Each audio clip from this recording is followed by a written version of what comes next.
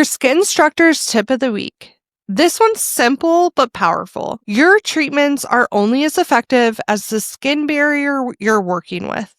If the barrier is compromised, nothing you apply is going to perform the way you want it to.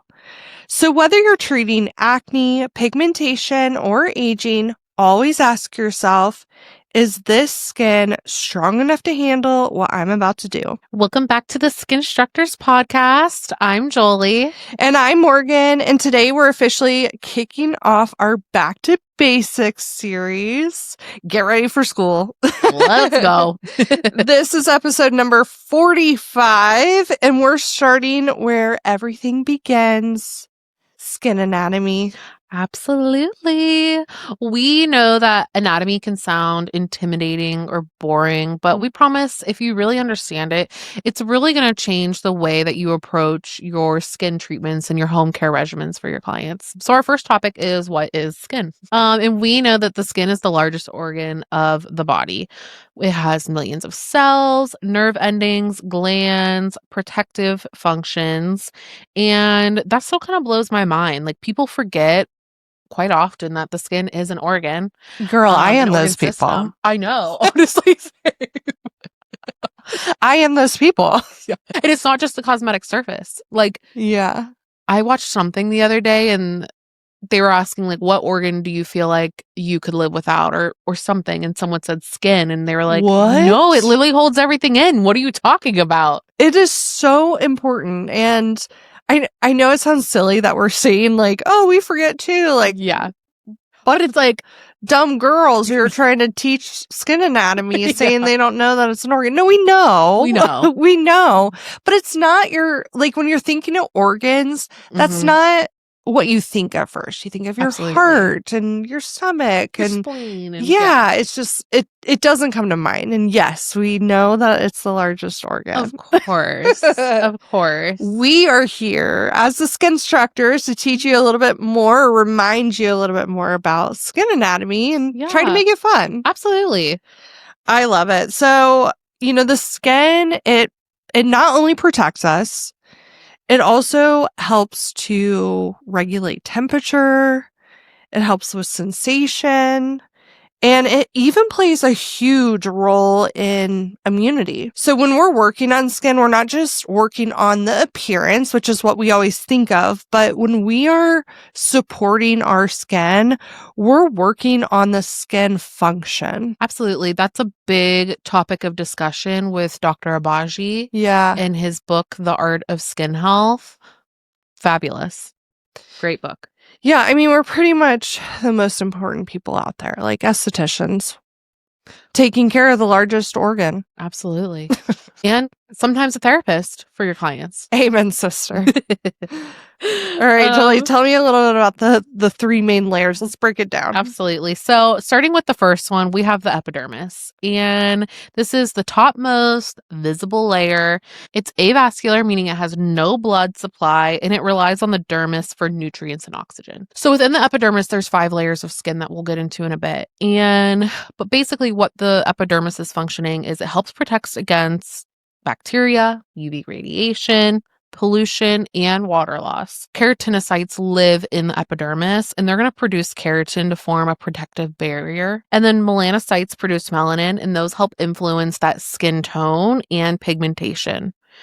It's constantly renewing itself, and it slowly migrates up to the surface where they'll eventually start shedding off. And then the turnover process is why exfoliation exists. Perfect. And then the dermis, which is underneath the epidermis, this is that middle supportive layer, and that's where all the action happens. So if you're trying to figure out where the skin has strength and elasticity, that's the dermis. And it's packed full of collagen, elastin, and connective tissue to give it that support.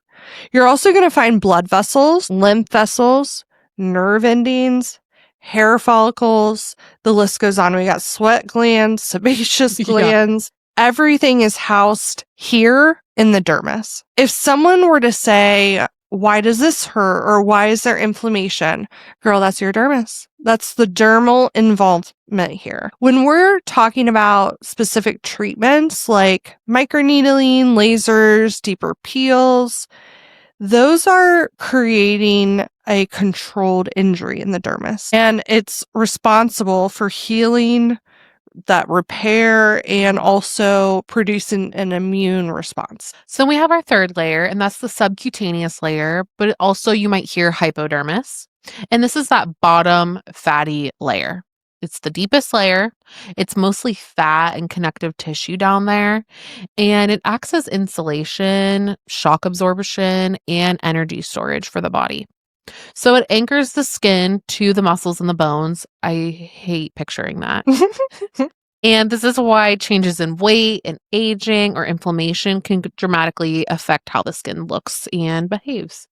So you might be wondering, why does anatomy matter when you're actually practicing as an esthetician? If you don't understand which layer that you're affecting, you can't predict the outcomes. So for example, if you're looking at someone's hyperpigmentation and you're thinking, oh, I can, just have them use this product at home that's going to help with pigment. Is it epidermal? Is it dermal pigment? You have to be able to figure out where the difference is and where it's coming from so that you can adjust your treatment approach. Absolutely. Okay. So this week, your homework is to take a look at the services or products that you offer and determine which layer of the skin they target. Next week, we're going to dive into the skin histology, and then the week after that is going to be physiology. So 3-part series, and that's why today's episode was a little bit shorter. Oh, I love that. I am so excited for this series. I think it's nice to just have a little refresher. I've been an esthetician for eternity, and I just feel like I need a refresher at least a couple times a year just to revisit. Totally. And I feel the same way. Like, I always need to revisit on just back to the basics once a year, twice a year, something like that, just to kind of refresh myself and make sure that I'm doing the right things. Yeah, and telling clients speak to it. The right things. Yeah.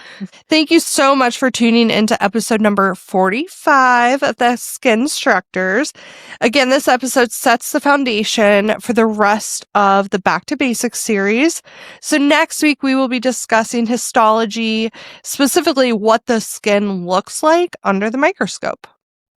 Yes, and if you liked this episode, please like, subscribe, and share with your friends.